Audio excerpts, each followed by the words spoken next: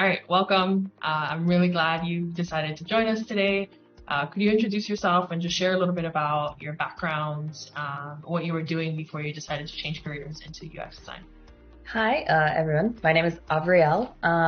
Before I was doing UX, I was actually kind of traveling around the world teaching yoga, which is definitely a different thing to do. But um, I was my own boss, so I had to make websites, make marketing materials, do all of that sort of thing.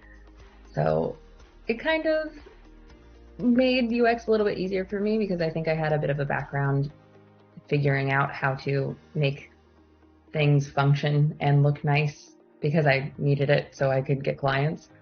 So it kind of worked. Nice. When you were considering the career, right? Like, what was that transition from like traveling the world? And I'm assuming the pandemic has something to do with the non-continuous of traveling the world. But what led you? Like, how did you find out what UX design was, and like, how did you make that decision? Like, were you like Googling? Were you like, I don't know, like ads? Like, what happened for you to like discover UX design? So I left the US about 7 years ago now because I was working at Morgan Stanley during doing wealth management, and it just was not for me. So I bought a one-way ticket to Bali. And when I got there, I met a lot of people who were working remotely, and that was like foreign to me at that time. I didn't understand. I was like, how are you working for a US company, but you're in Bali? What are you doing over here? Right. Yeah. I want that.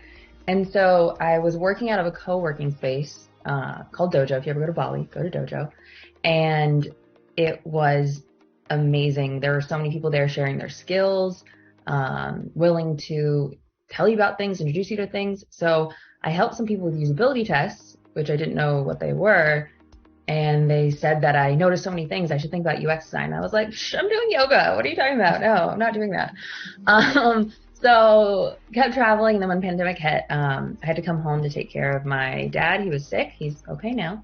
But it just kind of made me think, what do I want to do? Yoga wasn't really my passion anymore. It was becoming a lot more about social media, and that's not something I ever wanted to really be a part of. I think I was on TikTok, and like it took me a while to get on TikTok too. I was like, I'm never getting on this app. Got on TikTok and I saw you guys, and I was like, this is cute.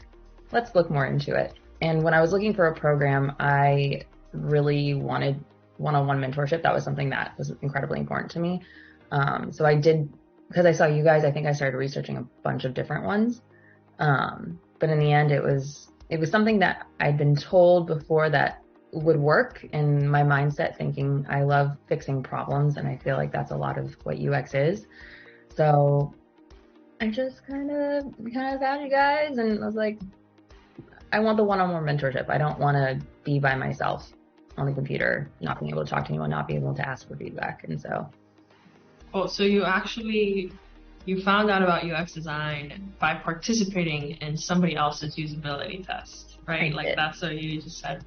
Okay, cool. That's different. I haven't heard that one yet. I lived with a UX designer too for a couple of years.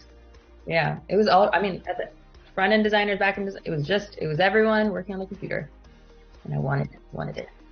Did you consider any other careers, like any other of like the remote, careers that are typically marketed? Like at any point did like becoming a developer cross your mind or like something like that? I think a lot of those crossed my mind. Social media management, front end dev, definitely not back end. Like that's a dream. Back end, I would love to be able to do all that stuff one day, but not right now.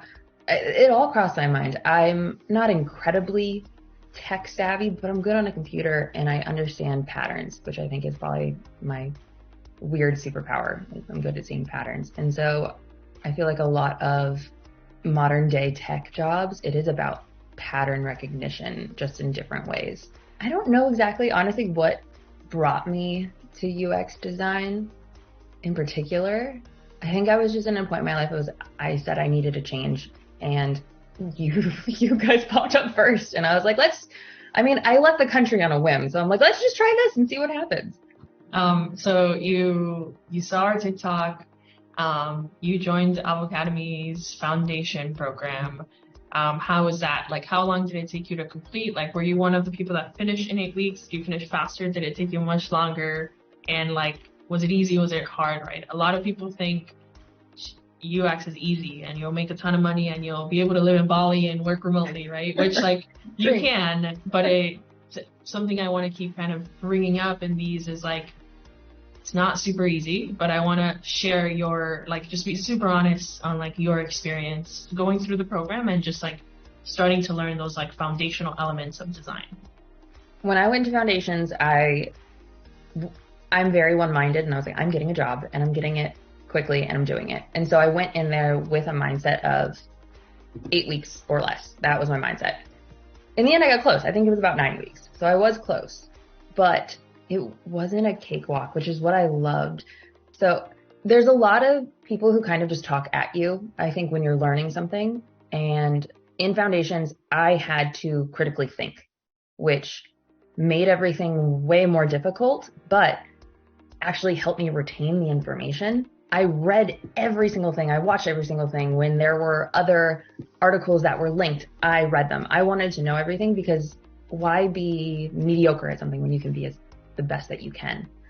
So it was difficult and it was tiring.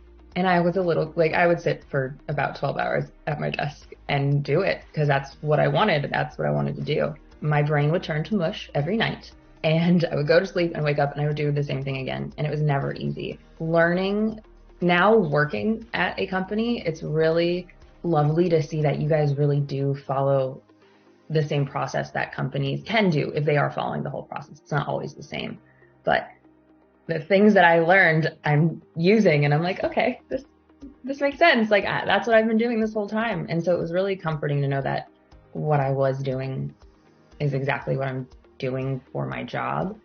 I think I had a little bit of an advantage because I'd used a lot of software programs throughout the years. Like, I've been on Photoshop for almost 10 years. So I think going into Figma, I did have a bit of an advantage there. It didn't take me as long to learn. But everything else, it's not that it's new. I've been creating websites and marketing myself, but it's learning the reasoning behind it. And the entire point of UX is, why did you make this decision? It's a different way of thinking, really, ultimately. Yeah. Like, yeah, you have to like rewire your brain to ask the right questions. Mm-hmm. Right? Yeah. And I think that's the most important part. And that's what you made it, like, critical thinking is incredibly important. And it was nice to be made to think while I was learning. I kind of skipped this question, but let's talk about timeline. Like, you started foundations in what month / year? February 2022. Okay. So like 6 months ago. Mm-hmm. Right. Yeah. And then you finished around March, end of March, April? End of March. Yeah. Foundations, end of March. I think like started Career Jumpstart right away. Right after. Yeah. And then I finished 2 projects by April, but one of them had an NDA, so I couldn't start applying until May. Okay, so you started applying in May. End of May, because I added another project. End May. Okay, so you did 3 projects in Career Jumpstart over 2.5-ish months. So total, you had 4 projects in your portfolio. You started applying. How long did it take you to apply for a job once you had that full portfolio? That day, if not earlier. No, but I mean, like, how long were you looking for work? Like, how many weeks, months? Technically, like 20 something days. Okay, cool. And I'll disclaim, again, I did this yesterday in another one, that's not typical, right? Like, folks usually take 2 months, 6 months to find work. It took you less than a month from like starting to offer. And like I said, I'm very one-minded, and I wanted a job in front of my computer for hours upon hours just applying. Yeah. It was important to me. How many jobs would you say you applied to that first week, if you remember? Over 160. Over 100, yeah.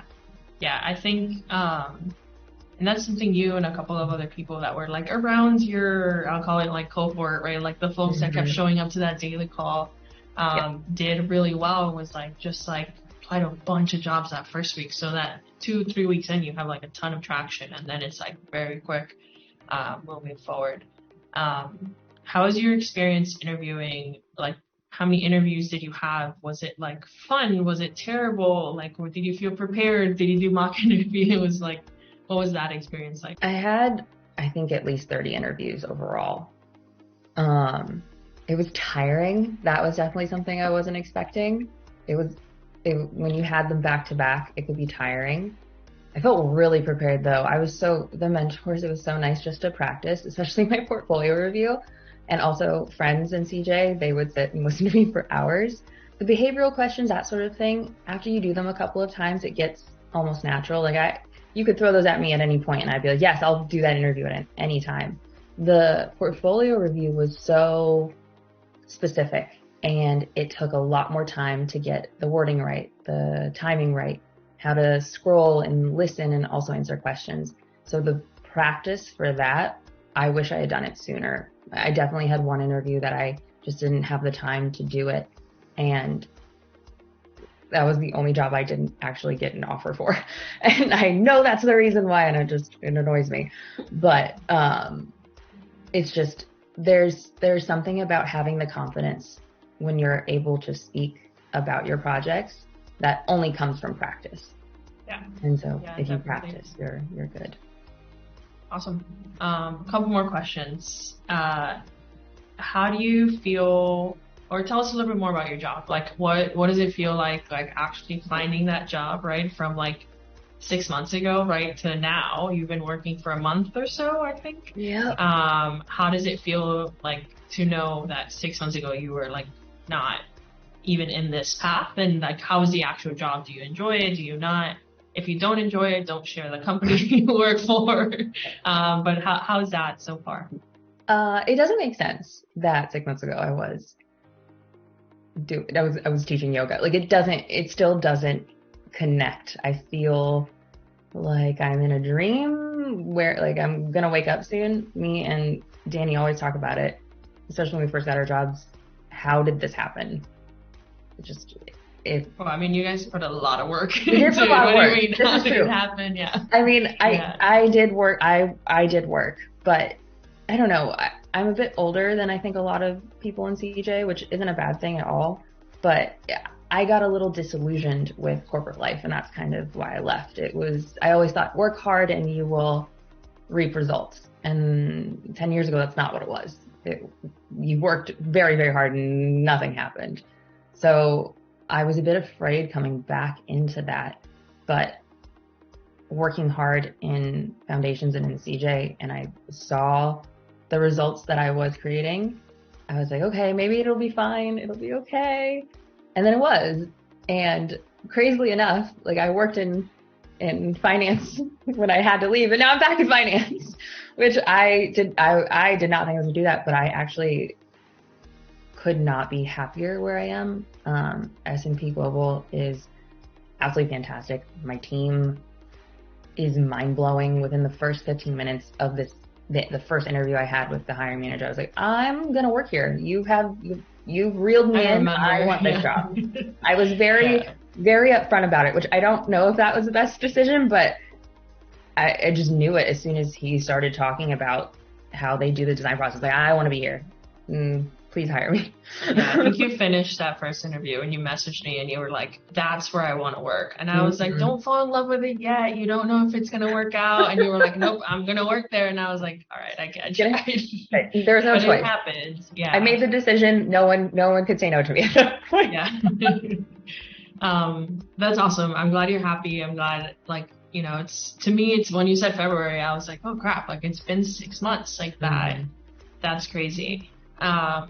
But that's awesome. I think my last question to you is, for those of you listening or watching, if they're hesitating about trying this out or realizing if it's for them, what is your one piece of advice? Something you either thought you knew or something you thought you, whatever, you know what I mean. What's your one piece of advice?